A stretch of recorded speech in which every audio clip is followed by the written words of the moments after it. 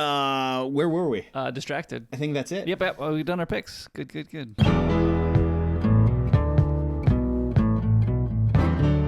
Welcome to My Hill to Die On, episode 83. Everyone has things they are passionate about. Things we want our friends to try and experience. So we've convinced each other to try different things. And we talk about these experiences to see if we can just get one more person to join us on our hill to die on. So Ryan, you can't have too many Synologies in your life, right? I believe you can. I think at least for me, one is sufficient. One is sufficient? What about backups, Ryan? That's why you run your one Synology as a parallel so that it backs up what you've stored on it.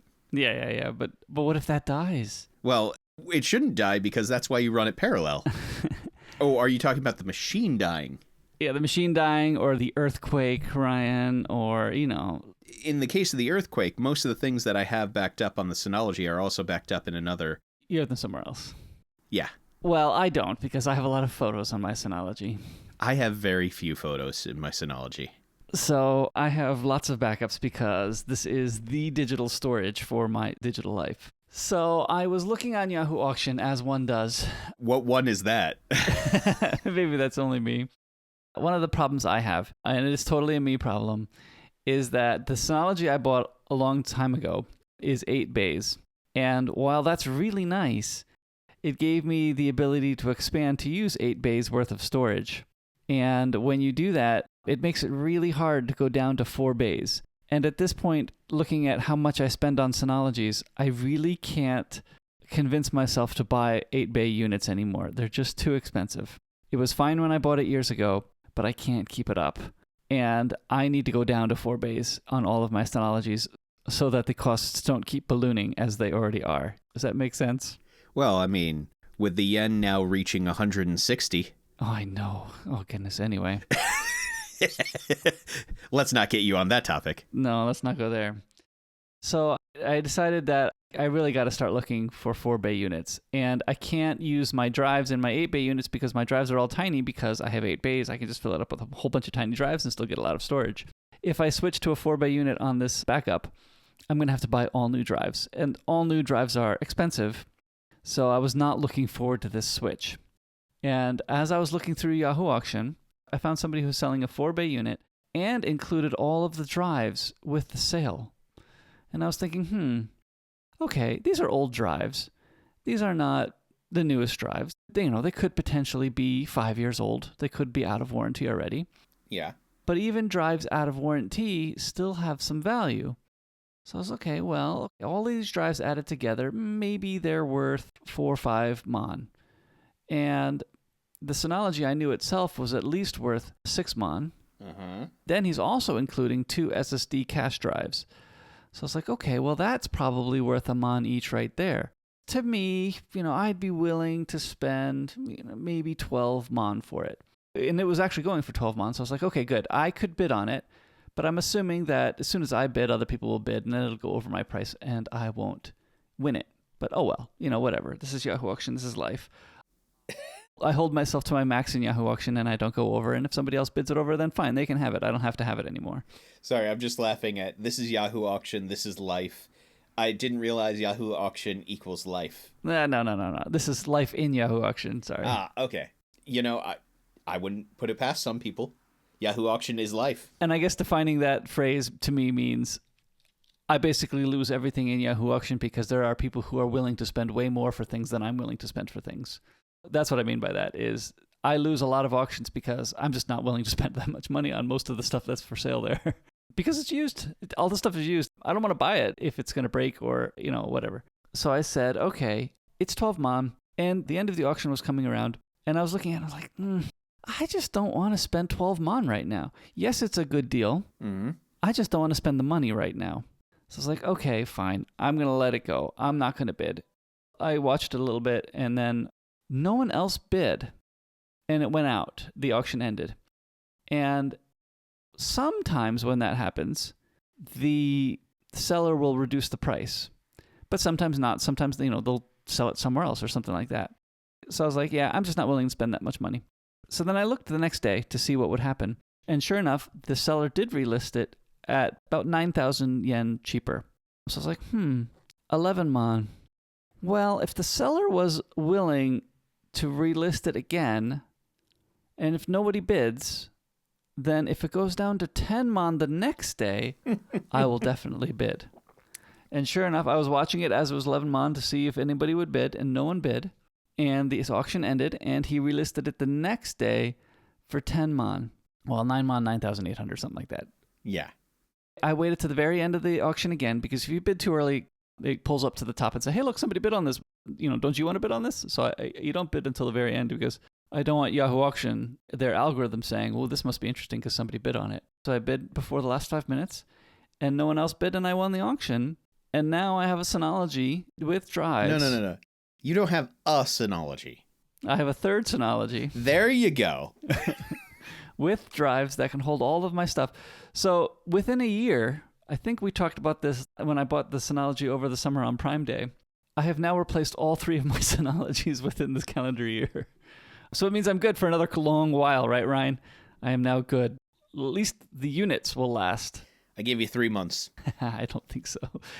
Well, I'm hoping that all of my drives will last 3 months. The units should last me at least 5 years, all of them. Okay.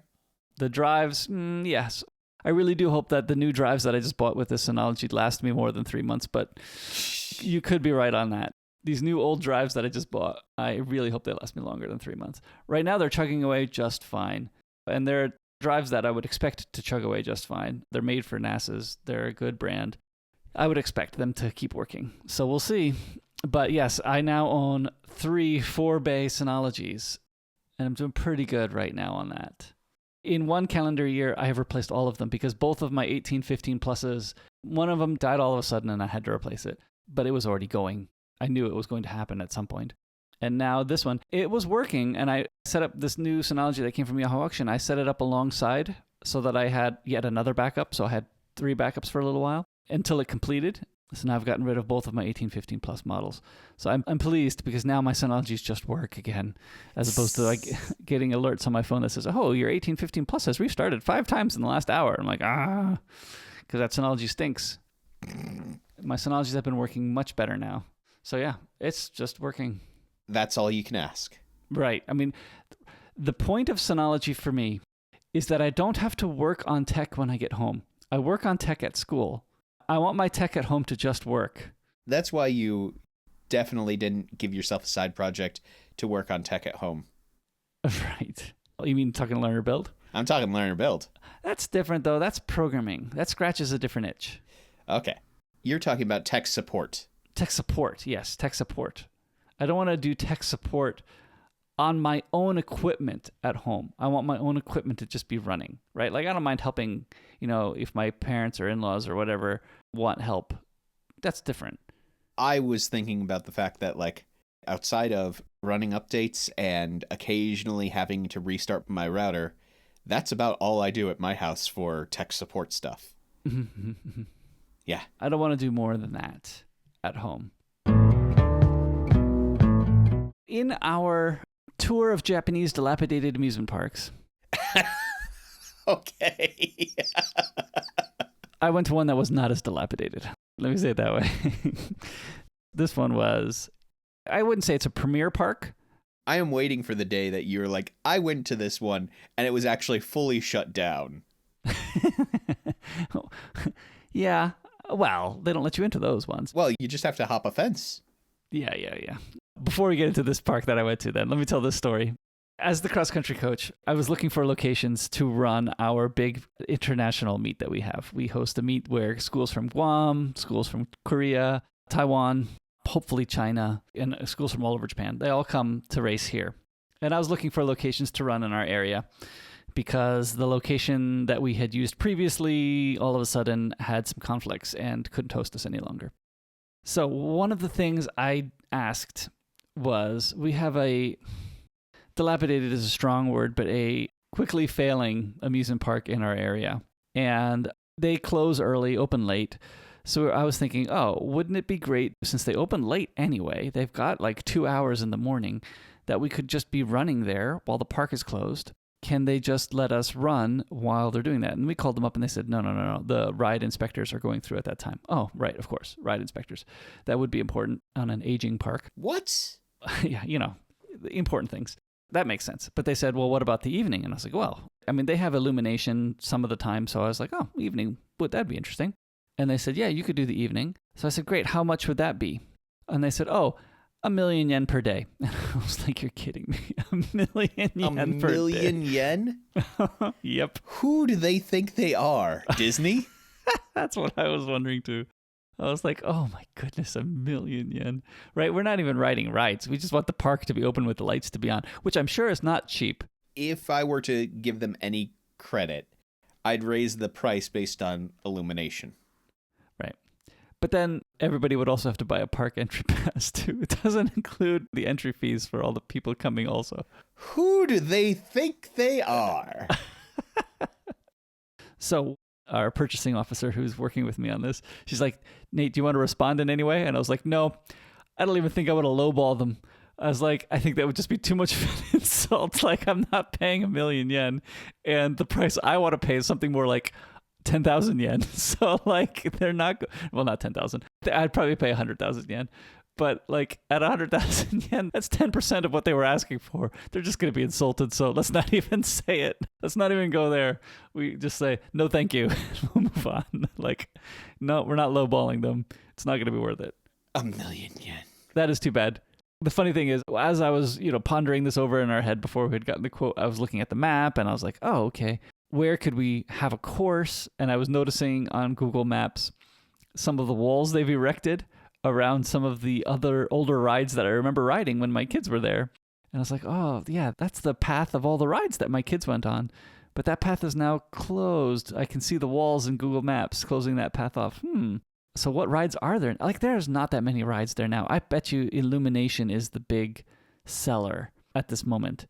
And Illumination only runs a few months out of the year. It doesn't run in October when we were looking to do it. So I would think they don't take down the lights, though. It just leave them all up. They just don't run it. Anyway, weirdness. That park is aging, and I don't think aging well, which is too bad. Well, some things, when they age, they become a fine wine. And when others age, they become vinegar. Yeah, this one is not aging well. So anyway, that's the aging, dilapidated park in our area. Or one of them, anyway. Yeah, one of them. The other one got turned into a Harry Potter world, so... Yeah, the other one did get turned into Harry Potter world, which, to me, it'd be interesting if they included rides, but it's just like the making of the Harry Potter movies world. Well, I was looking, it's like a museum, right? So you walk in and you walk through the sets. Yeah, and I think that's cool, and I would think that, like, especially for those who are interested in movie making and cinematography, it's great, but you're paying Disney money to go there. Exactly, that's what I was going to say. The price point to enter this museum is a amusement park price point, but you're going into a museum. In my mind, I should be paying museum prices. Right. Maybe, a high-end museum price. Maybe art gallery prices. That might be better.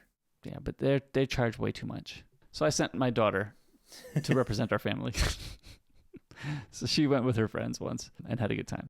So those are the two dilapidated parks in our area. One got resurrected into a Harry Potter museum, and the other one is slowly failing faster and faster. But this was all as a precursor to talk about a place you went. Yes, so I went to Nasu Highlands Park up in Nasu, which is the northern part of Tochigi. So if Japan is shaped like an L with Hokkaido at the top, it's about halfway up the tall part of the L is where Nasu is, in pretty much center Japan. And I actually was pretty pleased with Nasu Highland Park. It is... full of eggplants. No, you would think, right? Yeah. Nasu being eggplant in Japanese. It's the wrong kanji. I mean, it's different kanji. It's not the same meaning.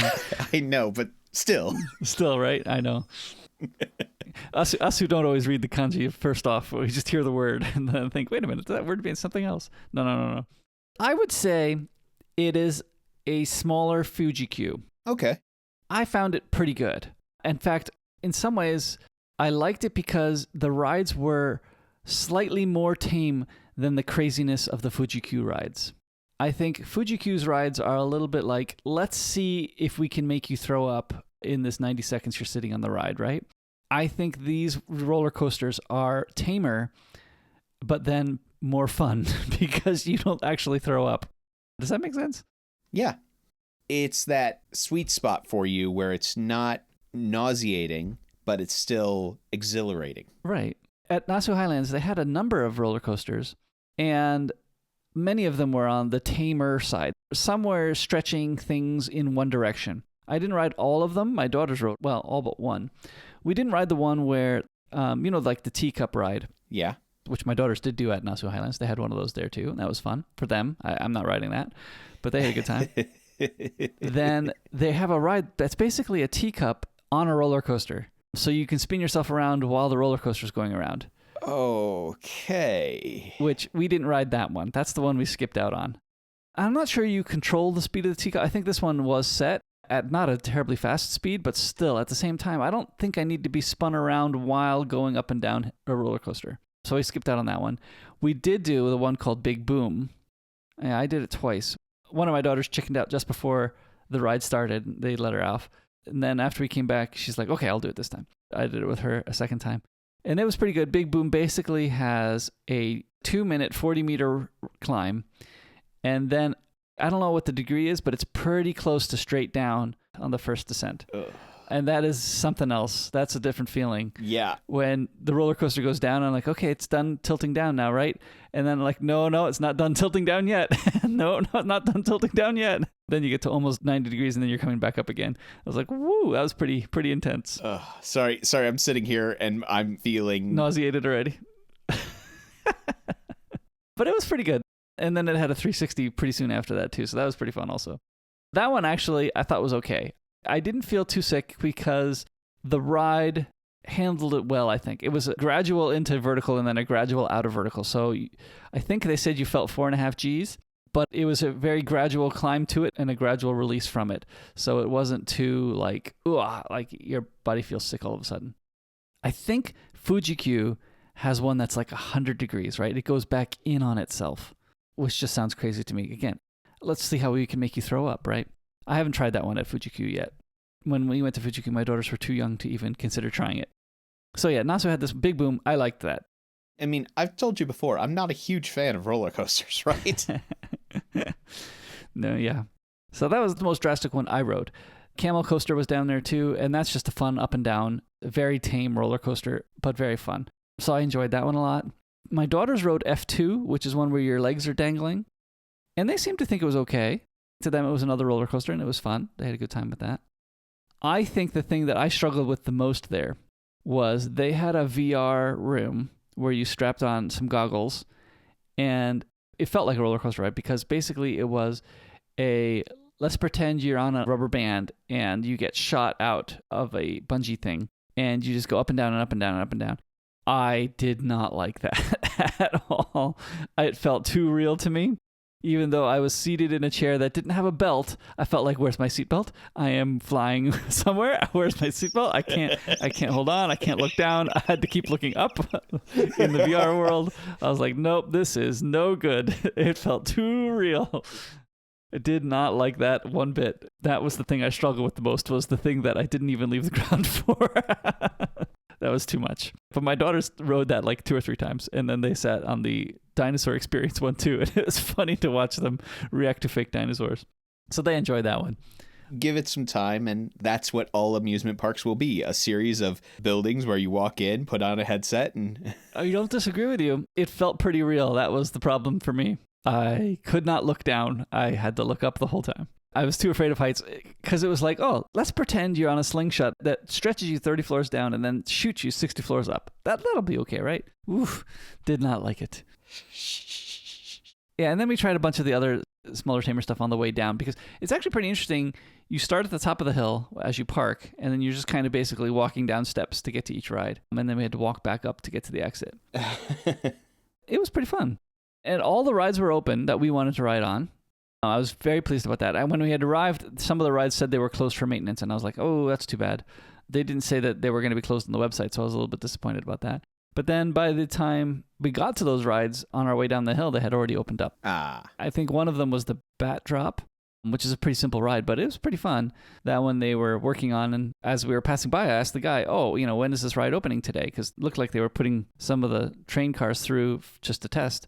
And he says, actually, we're opening right now. And I'm like, okay, let's do it. And my wife said, maybe we should let somebody else go first. And there was a family that had pulled in just in front of us anyway. So I was like, okay, they'll go first, and then we'll go after them. Yeah, so we did almost everything. We didn't get to a few of them. Actually, one of the things that I was a little bit disappointed is the park opened at 10 and closed at 4:30. So like, woof, small time window. Yeah. But with it being, still school time in Japan and going on a weekday, there was no lines for anything. I mean, if anything, we had to wait for the ride that was currently running to finish before we could get on, right? And sometimes my daughters, they went on Camel Coaster like 3 times and would wait for a train to go by so that they could get on the front cars on the next ride. Because the 4 people that went before us took the front cars. So we had to wait for those 4 people to finish their ride before we could, there was nobody there. It was excellent. So yeah, I liked it. And I think, I guess you don't like roller coasters, but... No, I don't, but... There's a bunch of tame things for you, I would think. I can see the appeal. Right. It is the fact that, that feeling of, losing your stomach is something that I never enjoy. Well, and I would say that there are enough rides, because I don't like that either, right? I didn't do the twirly ride where you sit in the swing and it just spins as fast, and then your seat goes further and further out. I didn't ride that one because I feel that with those. But, if you went with a few friends, with a park opening at 10, you could leave here at a fairly reasonable hour, take a Shinkansen and a bus and get there at park opening and still make it back by, 7 p.m. You could leave at 8 a.m. and be back by 7. It wouldn't be a terrible day if you took a few friends. Yeah, I just think for me and for what I enjoy getting out of amusement parks, probably not going to be the best fit for me. Mm-hmm.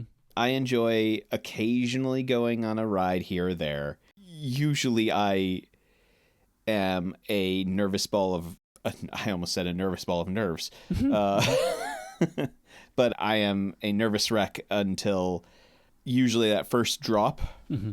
And for me, that hour of waiting in a line is the most horrendous thing that you can do to me. Mm-hmm, mm-hmm. Well, luckily there's no wait if you go right now. I mean, you go at these times of the year. Yeah. I think that if I were to do anything, I would probably just go to Disney anyway. Because they have more things that would be my cup of tea at Disney than just rides. Mm-hmm. Yeah, makes sense. Either that or the one that has Super Nintendo World. Yeah, Universal Studios. Mm-hmm. Yeah. Yeah, that is what we did last year. That was fun. I'm glad you had fun. I'm glad that it worked out and you got to ride all those rides.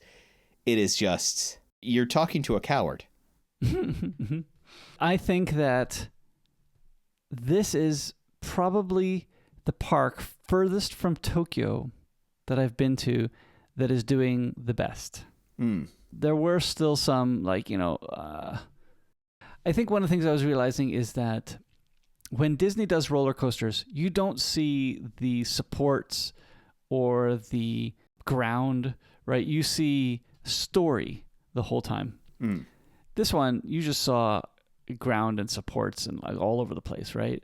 So, but at the same time, Disney doesn't do, let's see if we can get you vertical on the drop, right? No, they do, let's immerse you in this world. Right. They're all about the narrative. They're all about the magic. Right.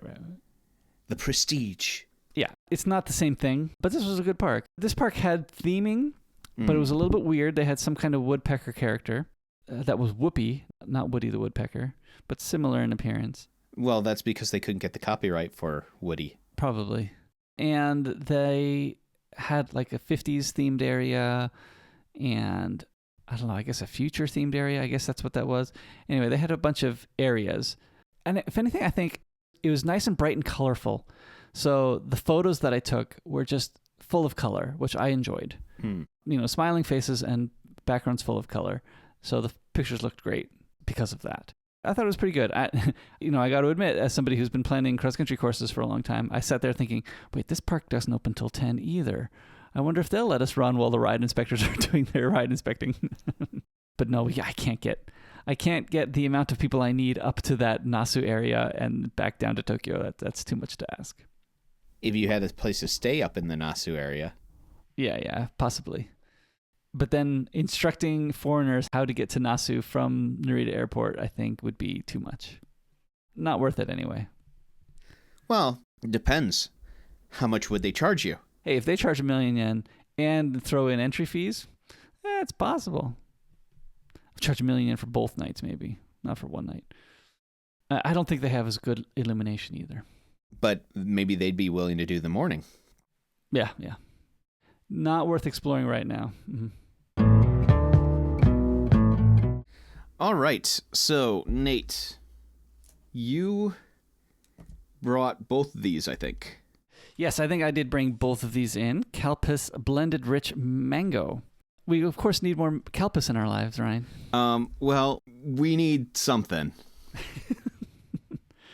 Calpis isn't exactly what I would think is the thing that we need, especially considering the fact that I just flipped it over and saw that there is... sediment. Yep.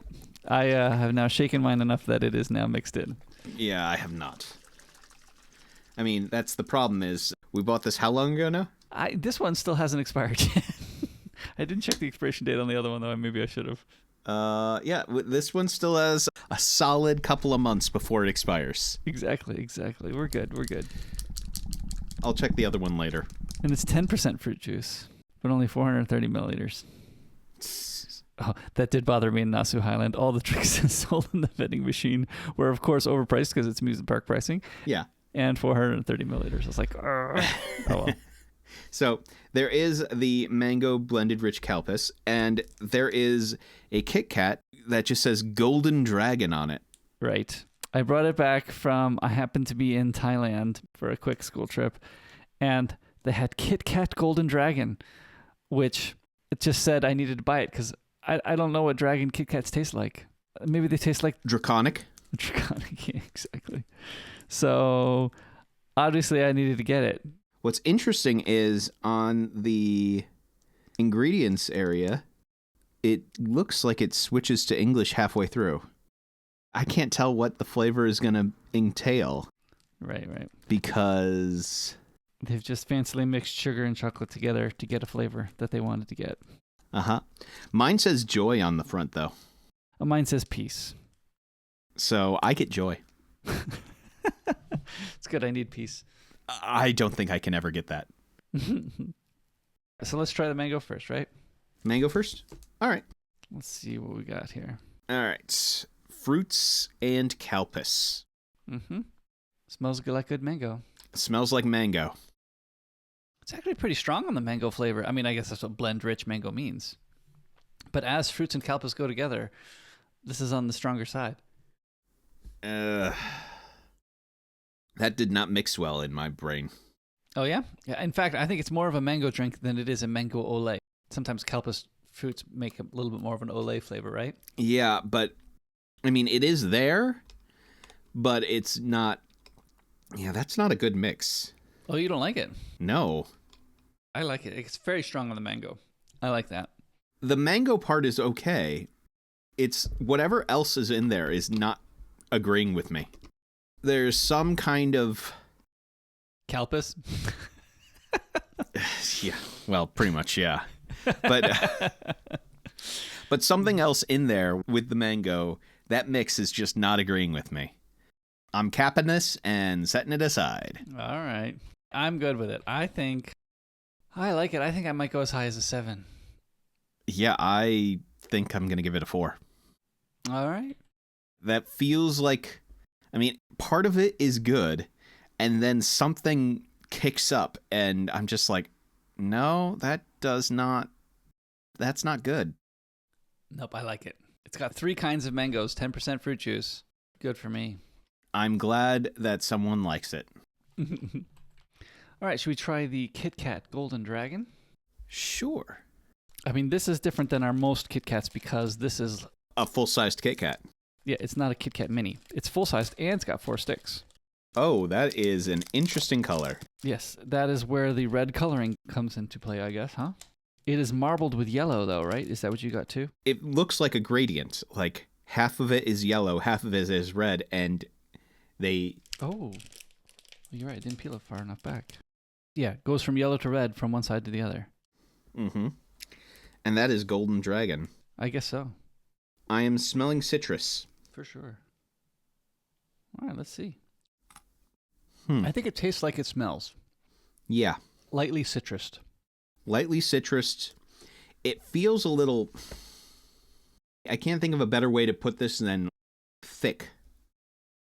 Dense. That's probably a better way to put it. It does feel a little bit dense, yeah. I could agree with that. Not in the wafer, but in the flavoring. Yes, I would agree with that. Yeah. Not in the feel of the actual Kit Kat or anything physical about it, but the flavoring feels very dense. I think the wafer feels a little bit soggier than Japan. Not quite as crunchy. And that's the thing is, it almost feels like there's so much in the chocolate that's weighing everything else down that it feels like the wafer is wafer thin. Mm-hmm. I think I like the citrusy taste, but the density of the flavors feel a little to me. Yeah, I'm not sure this is going to be my favorite. No, it's definitely not going to be my favorite.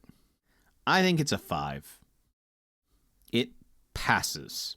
Yeah, I would agree with that. It is passing. Also, I realized that I promised myself that I would use the higher and lower ends of my spectrum more. Yeah, but it's not bad. That's what I'm thinking too. No, I'm changing the mango Calpis. I'm making it a 3. Okay. Really didn't agree with me. So that is where I land. A disappointing mango drink and a middling Kit Kat. That's too bad. I thought these were going to be better. Well, you like the mango. I like the mango. I thought the Kit Kat was going to be better. There's too much going on in the chocolate for how weak this wafer is. So this week we read a book. Because that book had a character who was highly influenced by their childhood, I know this is going to be a tenuous grasp, but I thought, hey, let's talk about things that influenced us from our childhood. And what better than some of our favorite books from when we were kids? Now, are we going to have any ground rules? No, I don't think so. What do we consider childhood? I'm probably spanning... My books are middle school. I read them in middle school. But I think I would be okay with high school, too, if you wanted to do that.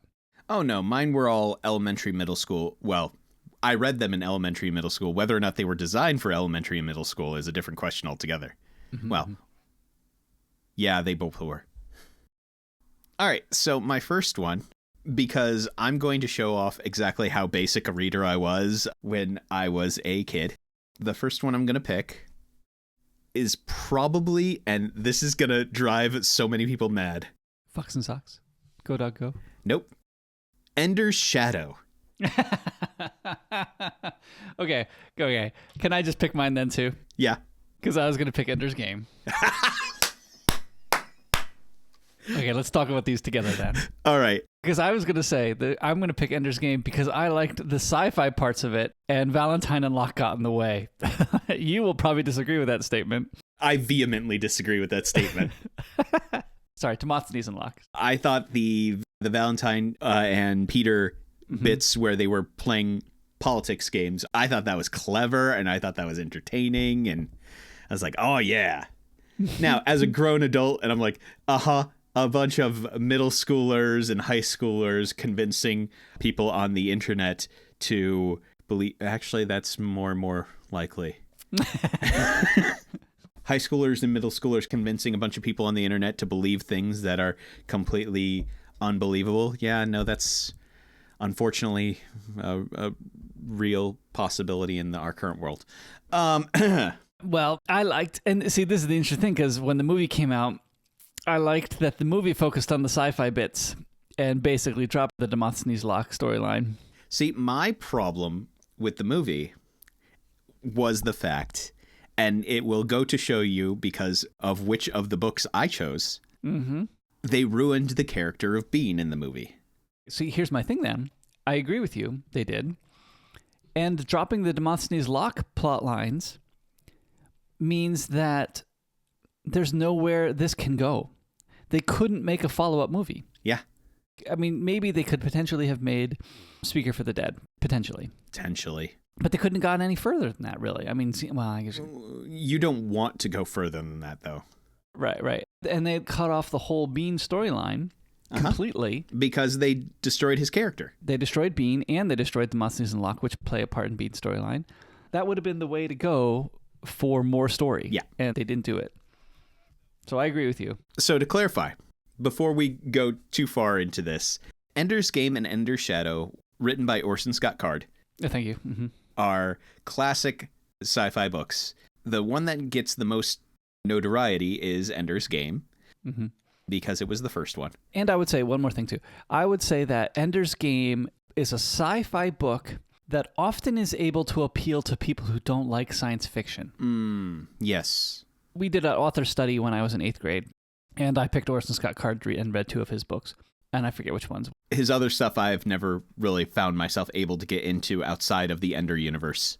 I think one of them was Ender's Universe book, like the one that had just come out at the time, and the other one was like Alvin Journeyman or something like that, which definitely wasn't as good. There was something about the way he writes that I feel like really works well with this universe, and it just didn't grab me in the other ones. No. Maybe I should give him another shot now that I'm older, but... But there was another girl in my class at the time in 8th grade who was searching for an author, and the teacher suggested Orson Scott Card to her also, because it wasn't mutually exclusive. We could both do Orson Scott Card for this project. She did Ender's Game and Speaker for the Dead, I think, which I thought was like, those are the 2 to do right there. Yeah. Because I don't think the Bean series was out when I was in 8th grade. I don't think that had come out yet. 99 was when Shadow came out. Yeah, so after I was in 8th grade. So the girl was like, I don't like science fiction, but the teacher said, but that's okay. These books appeal to more people than just those who like science fiction. And the girl came back and said, wow, these books were great, right? And she said, yes, I liked them, not because they were science fiction, but because they were good books. And I agree with that. Now, here's the question I have for you. Okay. Why?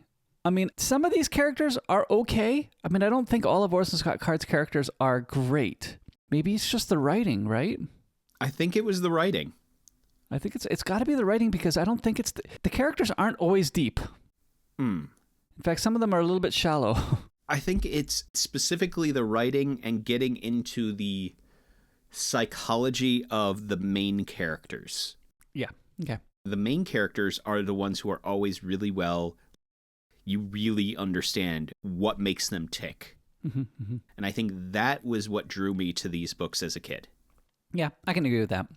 Yep. Now, to clarify, I read Ender's Shadow and Bean's series a lot growing up because it came out in 99, which means it can't qualify for me growing up. Well, 99 for me meant that I would have been 7th, 8th grade, somewhere in that ballpark. I graduated high school in 99. Yeah, and that was like prime, like I was the right demographic for that book to come out. And part of the reason why I liked that was, as you can probably guess by the fact that I liked the Valentine and Peter parts of Ender's Game, I also really liked the political machinations. And Ender's Shadow was focused on Bean.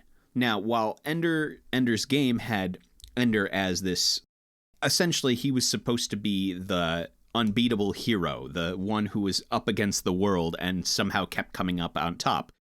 Bean was the support character. Yeah. He was the one who was always by his side, helping lift him up, oftentimes from the shadows. I liked that character. I liked who he was. He was basically designed to be an incredibly brilliant person who is just... doesn't have the other capabilities of other people because he was born smaller. He was this really tiny kid who is just utilizing his intelligence to get by. And he comes out on top because he is leveraging those things. And Ender's Shadow focuses on his story and his escape from life on the streets to where he ended up at the end of Ender's Game.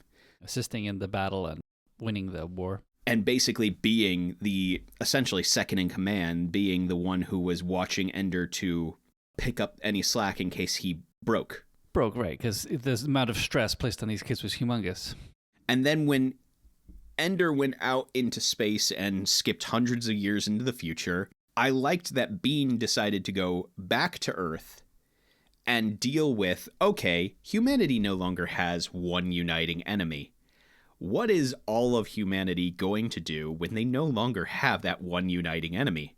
Oh, they're going to reignite all their old grudges. Right. Fight amongst themselves now. Fight among themselves for what is the greatest power. Well, I thought you went for 4 books worth, but anyway, that's okay. Well, a lot of the story is actually centered around him and the kid he met growing up on the streets, who also eventually made it to battle school, Ashiel. Yeah, it was a lot of back and forth between him and fighting for basically keeping... I guess the biggest thing for me was in Ender's Shadow, Bean was always focused on trying to keep essentially his little family safe. Those he considered close friends, those he considered families. His goal was always to keep them safe. It wasn't to fix the world. It wasn't to save the universe. It was, I'm going to protect my little group of friends because that's the strength I have. And I liked that. I liked that it was more personal. A lot of those people were people from Ender's cohort. What are they called? The Geesh. Right, that was the word. Mm-hmm. Yeah. I think for me, I liked that. And also, the other reason why I like that is because in reading these books, and I have gotten into arguments about this, I do agree that Ender's Game and Speaker for the Dead, great books. They reach such dizzying heights with how well they're written. Mm-hmm. But immediately after Speaker for the Dead, I feel like the books fall off. I would agree with that statement. Whereas for the Shadow series, I feel like they were consistently good. They didn't hit the high heights that Ender's Game and Speaker for the Dead did, but all of the books, up to a certain point, were consistently good. I felt like by the time we reached like book 5, I was falling off. Mm-hmm. But then again, by the time we reached book 5, I was well into college and those books weren't written for me anymore. I agree. I think I liked... We definitely took different things. I mean, the things I think I liked about the Ender's series was the science fiction parts. You know, how do you think of what direction is up? I think that was one of the first books that introduced me to that theory. Mm-hmm. Other things later, but...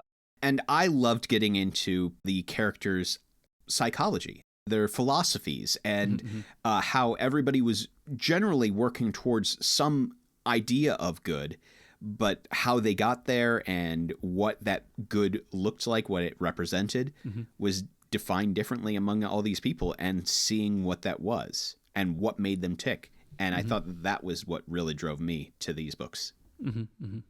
The next book I think I'm going to pick, because we're picking books that have formed us.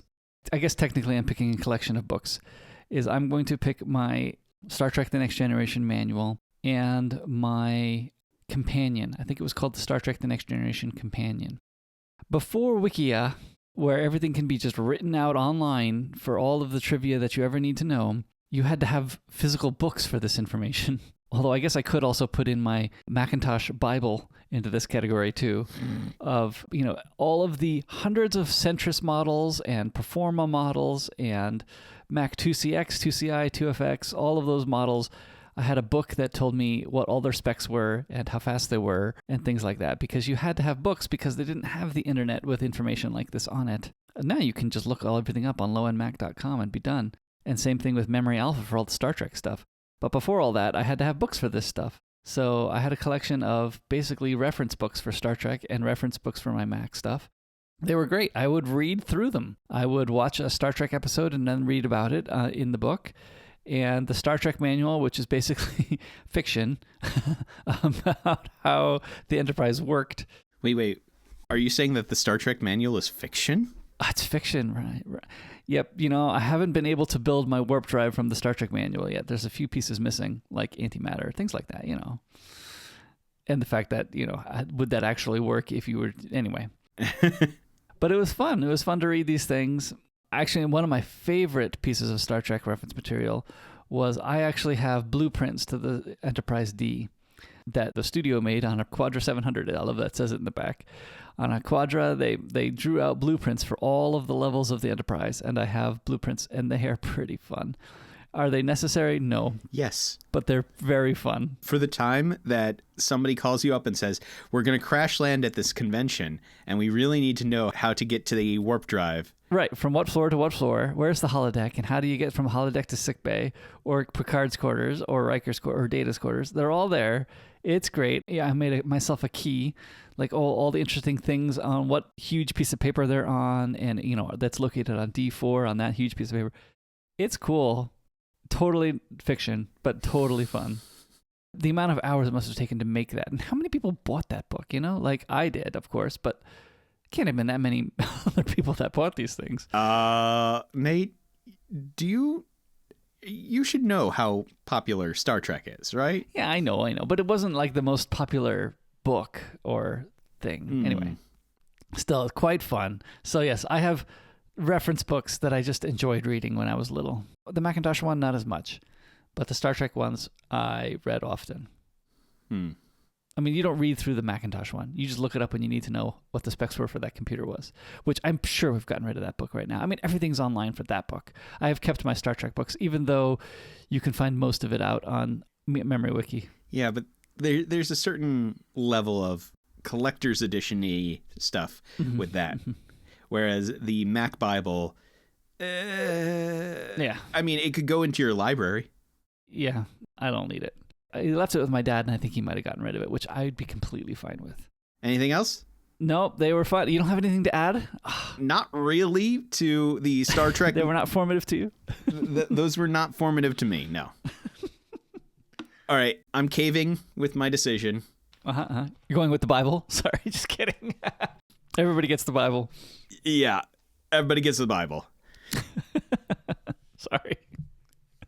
If you want me to talk about like one of the most influential books from when I was a kid, can I talk to you about Ecclesiastes? Not Habakkuk, huh? Seriously, Ecclesiastes. I read that far too much as a kid. Everything is meaningless, huh? It might have something to do with the way that my brain works. Or it might have changed the way that my brain works. I could see how that formed you. I don't understand what you're talking about. Cynicism is a healthy thing, Nate.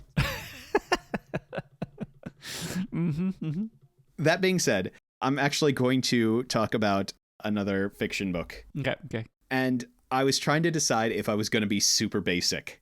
Hop on Pop? No, I'm going to be super basic because the other book that really influenced me as a kid was a little book that no one has ever heard of called The Hobbit.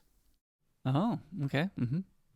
I read this because I heard all the wonderful things about Tolkien and how much he influenced everybody. And I was like, I'm going to read that book.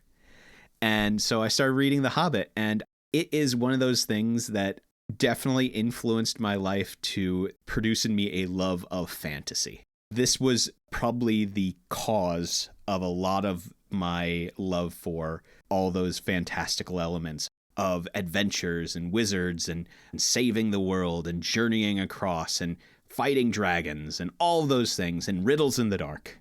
But yeah, this was probably one of the more influential books for me, just because all of the books that I read after that were because I loved The Hobbit. I loved this fantasy world. I want more of that kind of world. And so I just kept reading in that fantasy genre because of how early I got introduced to my love of fantasy through The Hobbit. It also is one of those things where I'm also like, why didn't they include Tom Bombadil in the movies? For me, The Hobbit was just so influential. It was what led me to read all of the other fantasy books that came up later. I was joking in my mind to say, well, what are some of the other books that I read that weren't like in that super obvious stuff? Man, I read a lot of trashy fantasy simply because I was like, it has magic in it. Did you ever read like the Anne McCaffrey fantasy stuff? Yeah. That's unicorn stuff, right? No, she has dragons. She is Pern. which veer into sci-fi. I think probably the least fantasy that I can point to growing up was like when I read Animorphs. What's that one? You've never heard of Animorphs? I don't think so. It was a series of books about a bunch of teenagers from our modern world who ended up trying to assist this alien fight against other aliens by transforming into animals. They were middle grade. The first one was published in 96. Did you read the Tripods book by John Christopher? Tripods. I want to say yes. The White Mountains. But I'm not 100% sure. I don't know. I think I remember doing that for a project too. But anyway.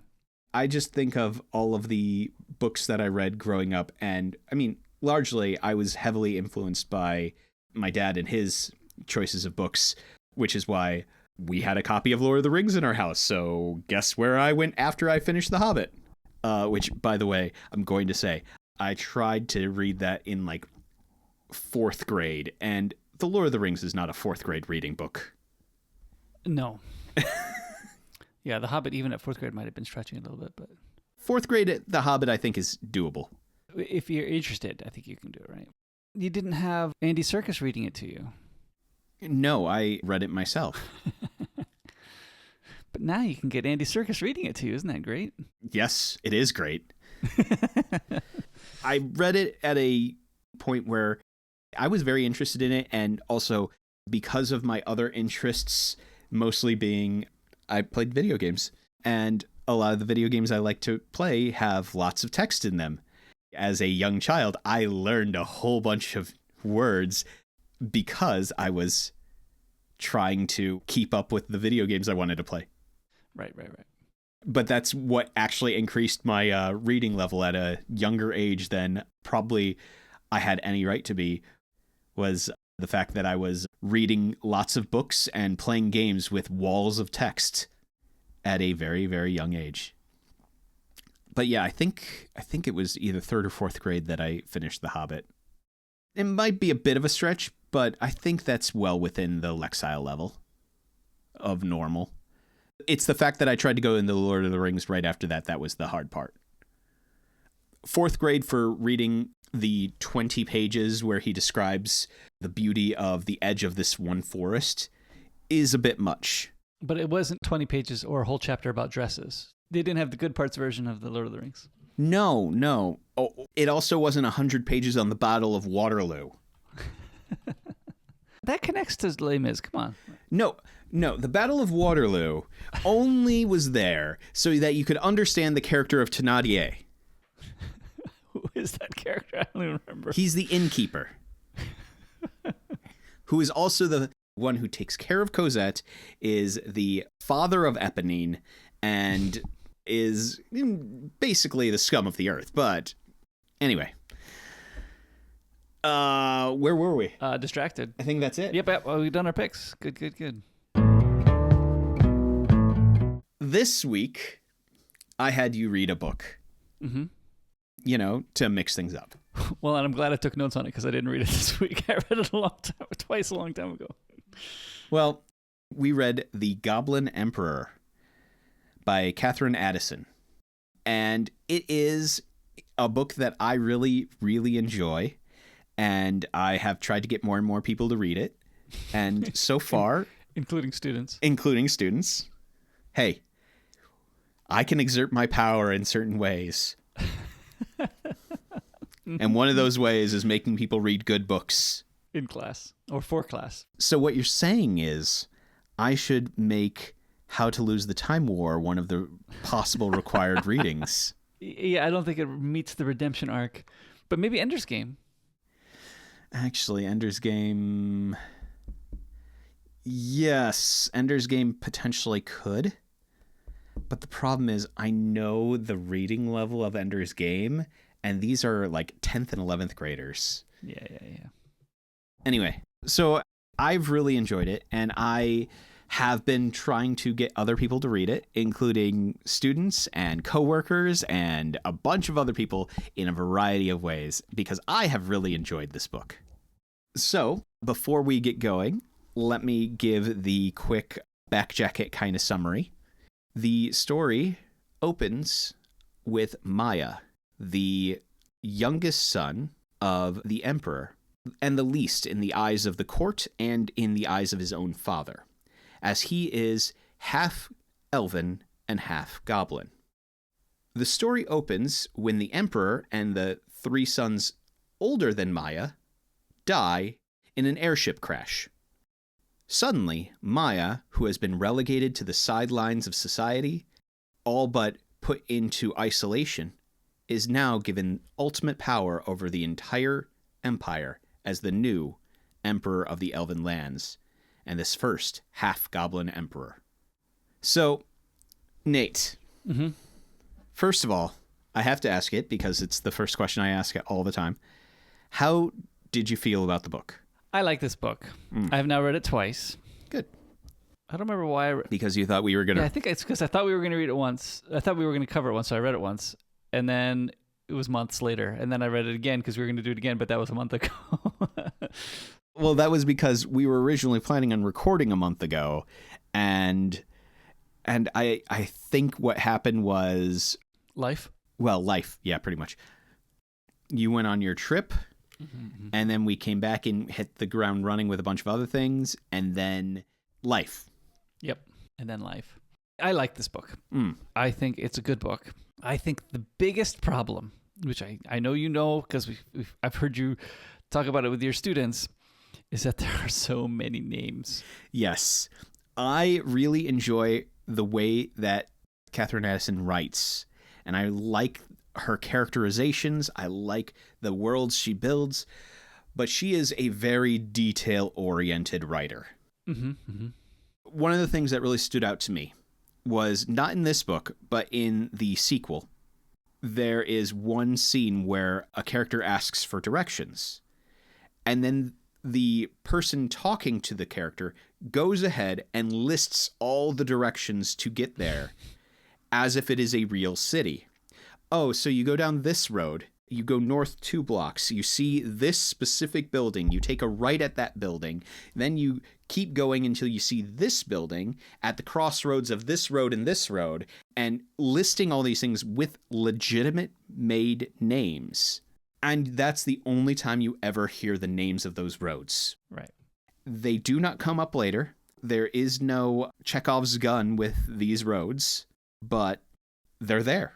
She is very detail-oriented with her writing, and I love it because it makes the worlds feel very fleshed out. But many times you can feel like you are drowning in details. Right. Which, I mean, definitely the second time through, it was easier just to let that wash over. And that made the book better? I don't know if it made it better. I think for me, the thing that I constantly have to tell people is the details are there to flesh out this world, to give that depth and detail to the world. It is not necessarily something that you need to memorize. Right. And letting that flow, letting that wash over you is good because it makes the world feel fleshed out without feeling like you're drowning in the details. But on the other hand, I'm going to do the other hand here. On the other hand, Maya, I feel like part of the reason that is nice about this drowning in details is that is this situation Maya is in. Yes. He doesn't know anybody. Yeah, I agree with that. He doesn't understand any of these details and yet has to keep up with the political machinations of this entire society. And so that barraging of names and details feels like I feel what Maya feels in this case, where I am just overwhelmed with detail to the point that I am barely treading water with keeping my head above who is on whose side now. I think 2 things then too. I wonder if this book is better listened to than read. Maybe it doesn't matter because I think it's easier to let it wash over you when you're listening to it. But maybe that's not necessarily true. You can let it wash over to you while you're reading it also. Yeah. I mean, I've read a lot of books where I've let details like that wash over. Yeah, exactly. So maybe that's not true. I do think it's definitely better the second time through because I am paying closer attention to certain characters earlier. Not that it's critical, but I'm paying a little bit closer attention to certain people earlier. I don't think that the second time was better for me because I was paying more attention to those things. Both times was great. I think part of that thing is the fact that all of those details kind of made me feel like I was in Maya's shoes. Mm-hmm. Like, there are just so many names, there's so many faces, there's so many people, I just can't keep up with them all. And I think I really liked that about the way that it was written. Yes, because it was putting you in, you already said it, but it was putting you into the spinning mode of what Maya's actually going through. Mm-hmm. I feel like there's often characters in books or TV shows where you are learning alongside with them. Mm-hmm. And of course, we're learning alongside Maya, mm-hmm. but it didn't feel unnatural. I mean, because of his circumstance, we're catching up with everything also. And I liked that feeling of learning through him too. Mm. I don't know. For me, it worked well. Yeah, you always have a viewer or reader stand-in. Yeah. Mm-hmm. In many cases. I mean, there are certain cases where you don't have that, or where multiple characters act as that in different situations. For example, The Galaxy and the Ground Within. Mm-hmm. Who's your stand-in? That girl, the secretary girl that comes the first time. Oh, Galaxy and the Ground Within, sorry. Long Way to Smungle Planet. But Galaxy and the Ground Within. Who's your stand-in? Galaxy and the Ground Within is the guy that comes from the other colony, right? Or he's coming. He comes to the ships from somewhere else, from the planet, right? I guess yeah. You could say that. Then what about the gas stop one? Yeah, that one is you're learning through the Eluan. Pay. Yeah, I would argue in certain chapters you're learning through her eyes. In other chapters you're learning through other eyes. Right, because you're learning from the perspective of that person how the other's culture works. Mm-hmm. Because we're learning about every single culture in that book. Exactly. And when you're learning about Eluan culture, you're not learning about Eluan culture through Pei's eyes. You're learning from the guy with lots of claws. I forget his name. Yeah, that's the thing. I mean, well, that's what's great about that book is you're always learning about something in that book. But in this book, you are learning through Maya's eyes. Right. In case you didn't know, the sequels to this book, there is a trilogy that is after this that follows the Witness for the Dead. Mm-hmm. It does not touch on Maya. Okay. Because that character goes off and takes his prelacy somewhere else. Mm-hmm. There are mentions to his connection to Maya where people are basically trying to figure out how to treat him because he's both not held in high esteem, but also held in high esteem by the Emperor. Mm-hmm. In society, his job is one that is held in low esteem, but he himself is held in high esteem by the Emperor, and so everybody's trying to figure out, okay, how do we treat this guy? Mm-hmm. So it's interesting, but that's probably the biggest connection, at least in the first of the trilogy after this. I really like these books because I made a reference to Becky Chambers earlier because, for me, when I am trying to market these books to people who have read Becky Chambers, I describe it as it is a Becky Chambers where more things happen, where there's actually like a undercurrent and plot going on. You still have that comfy feeling that comes with it, but there is more machinations. There's more plot that's going on. Would you agree or disagree with that description? No, I would too. I definitely felt it comfortable. I mean, I haven't read the other books yet, but I definitely felt this one as a comfortable book. Mm-hmm. Even with the whole rising tension, it's getting more and more serious as things are going. And I think part of that has to do with the fact that so much of the story feels very everyday. I mean, yes, the stakes are big. It's the survival of an entire nation.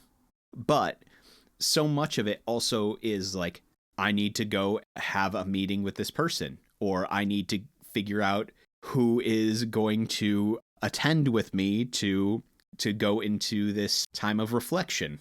It's these everyday kind of decisions that feel very small and very insignificant, but also have very significant impact. And so that's why for me it feels that comfy feeling, that everyday feeling.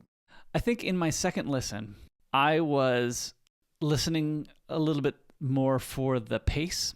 And I really liked how tension was built, and then there was the usurpation attempt, which I thought was good, because just before the usurpation, he had gotten comfortable. Like, things had gotten to at least a comfortable point. Mm-hmm. Not everything was fixed. No, but everything seemed to be flowing in a good direction. Yes. And then we needed to interrupt that flow. Right. And I think that worked well Mm-hmm. for the book as a whole. And I had forgotten about the assassination attempt. The one at the end? The one at the end. I had forgotten about that part. See, for me, I felt like bookending the book with that is actually really nice, too, because you could tell, based on everyone's reaction to the assassination attempt there, how much people's opinions had changed of Maya / Edrahasavar VII. How much they had changed about him. Like, oh, no, he's actually, trying to do good. Trying to actually run this country well. Right. Ending the book with that showed that shift so clearly that everyone was like, we are defending this guy with our life. We are always on guard. We are watching for this kind of stuff. We want him to stay. Whereas earlier, it didn't quite feel like everyone was as on board with that. Right. Had bought into his leadership, right? Yeah. By the end, everyone had bought into his leadership. Yes.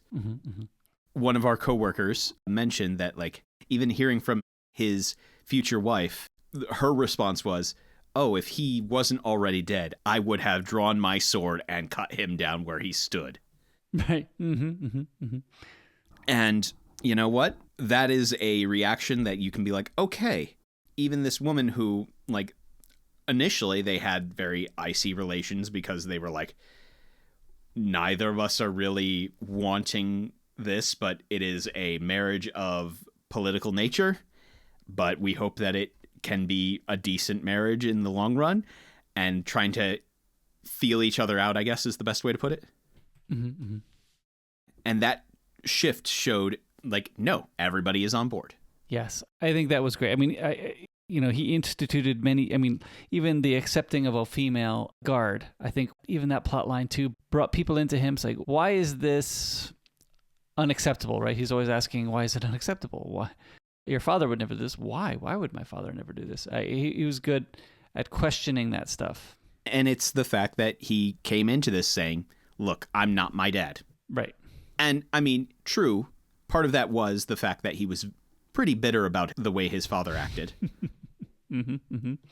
But, I mean, not without reason. Right. His father didn't exactly seem like a good ruler, at least from Maya's perspective.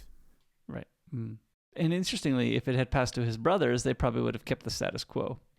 They probably would have kept some of the status quo. It sounded like the one brother would have at least potentially brought him out of exile. Yeah.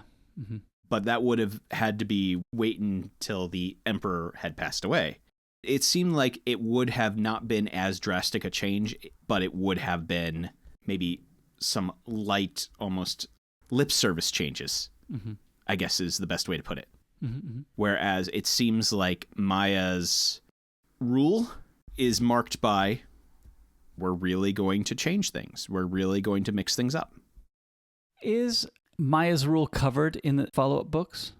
I guess not primarily, right? And not primarily, I mean, like, from the perspective of a citizen. Yes. I mean, to be fair, I have only thus far read the first of the trilogy. I have not gotten around to the other two, mostly because I have not had the money to buy the other two yet. They'll come. It'll come. Part of it is I'm trying to finish out the books in my library that I have bought and haven't finished yet before I buy any new ones. You know, call me crazy, but I should probably enjoy the books that I have before I just go out and buy another one. Even though I really do want to read the other ones, because I enjoyed book 2. I think I like the Goblin Emperor more, but I enjoyed book 2. So, I mean, I guess one of the things I'm wondering is, I wonder where the rule goes. And I wonder if she'll cover it in a future book, right? Like, Possibly. I'm fine with the next few books covering Kermelhar. I'm fine with following him because I think he was an interesting character.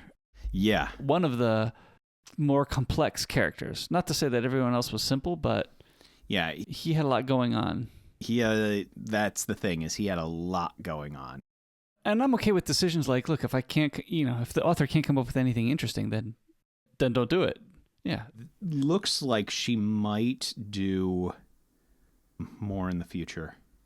Right now, there is 3 books in the Cemeteries of Malo trilogy, which is the ones that follow Kermelhar. And then there are a couple of short stories, but nothing yet has been made to follow. I found a answer in Goodreads. You said before that you don't intend to write any sequels to the Goblin Emperor. Assume you haven't changed your mind. Are there any other series? That's a big maybe. Okay, so it sounds like she has not been able to write anything in a while because of some health issues. Okay. One of the things that I really like about this book is I really like the way that she writes her characters, though. Yeah. And I think that's what keeps me coming back to this book is I love these characters. And I mean, that's what generally brings me back to books as a whole, is whether or not you have well-written characters. Mm-hmm. And I think she does that wonderfully. Mm-hmm. I agree. I think her characters are well-written. They're easy to follow. They do they do the things, well, not that you expect. They do things within character. They're logically consistent. Yes. Mm-hmm. They're logically consistent. You don't see a character who seems like, they're making a decision completely. Basically, I will put it this way. If you've ever seen a horror movie. I try not to, but yes. Yeah. If you've ever seen a horror movie and you see somebody who is walking into a area, like going down into the basement, and you have every desire in you to just scream out, "Don't go into the basement! Don't go into the basement!" You don't have that feeling with any of these characters. Mm-hmm, mm-hmm. Because they're making decisions that, based on the information they have, they might not be the best decisions, but based on the information they have, it's the best decision that they can think of. Mm-hmm, mm-hmm. So you don't have a don't go into the basement kind of moment. Mm-hmm. And I like that because it means that these are logical characters who think through what they're doing. Yeah, they're sometimes making decisions based on their emotions, but they're at least thinking through it. And I really did like the theme of Bridge Builder. Mm-hmm. I thought that was well laid out, well climaxed. Mm-hmm. I thought it worked very well. I thought as a whole, really well written, really well thought through. I like a lot of the themes of showing mercy, showing kindness to those who don't always deserve it. Mm-hmm. And I really think that that's a attribute, a thing that should be encouraged. Yeah, good book. Everybody go read it. Go read it. So, next time. Next time, I have a book for you, Ryan. Oh, I'm reading a book. Yeah, it's pretty sure it's one that you bought. Not me to me. Yeah, I know what book it is, and yes, it is one I bought and lent to you. We're going to read 6 Wakes. I think it's by Mur Lafferty, am I right? That is correct. It is by Mur Lafferty. I enjoyed it. Good. But this begins my series of books on what would it be like to be reincarnated into a clone. This is your clone series. My clone series. 6 Wakes starts it. Mickey 7, Antimatter Blues, then My Murder. They all have that. Well, the themes are different, but they all have this as a plot element. What really you should have done is you should have done this right after Moon. Yeah, that would have been good. Moon should be in this series also, but we've already done Moon. Well, you can't have enough clones. No. So we'll start with 6 Wakes, and we're doing it in the order that I read them. Mm-hmm. I don't know if that's the proper order, but that's the order we're going to do them in, I think. All right. And while we're doing that, we'll intersperse a couple of other things like we have our listener episode coming up, and I have some more Pratchett that I want you to read. Right. You know, we'll mix in your stuff, but my next 3 picks will all be clone themed. All right. Well, I enjoy looking forward to the Clone Wars. Yeah, I haven't ever seen that show, but that's okay. But yeah, I enjoyed 6 Weeks, so I hope you enjoy it too, especially since it's your book. All right. So we hope you found something nice about this hill that we were willing to die on, and we appreciate all of our listeners coming along on this journey with us. And if you ever thought to yourself, hey, I like what these guys do, and I just wish there was some way I could support them, know that you can. Visit myhilltodieon.com/members for more details. But what does it mean to be a member? Well, for the low price of $2 a month or $15 a year, you can help support this podcast. And by doing so, you'll get access to the members-only podcast, Not My Hill, which is where we discuss things that are probably somebody else's hill to die on. We have strong feelings about them, but as the title says, they're definitely not hills that we're willing to die on. In addition, you'll also get access to the suggestion forum, where you can make suggestions for our Listener Hill episodes, where we will watch, read, or climb up a hill that you're willing to die on, and we'll talk all about it. For example, one of our listeners suggested that we watch Picard Season 3, which we will be doing very shortly. But know that the conversation doesn't have to end here. The discussion can continue with us through Reddit at the subreddit My Hill to Die On, or by contacting us through email, which, to no one's surprise, is myhilltodieon@gmail.com. And finally, we upload all of our episodes to our YouTube channel, which is also named, say with me now, folks, My Hill to Die On.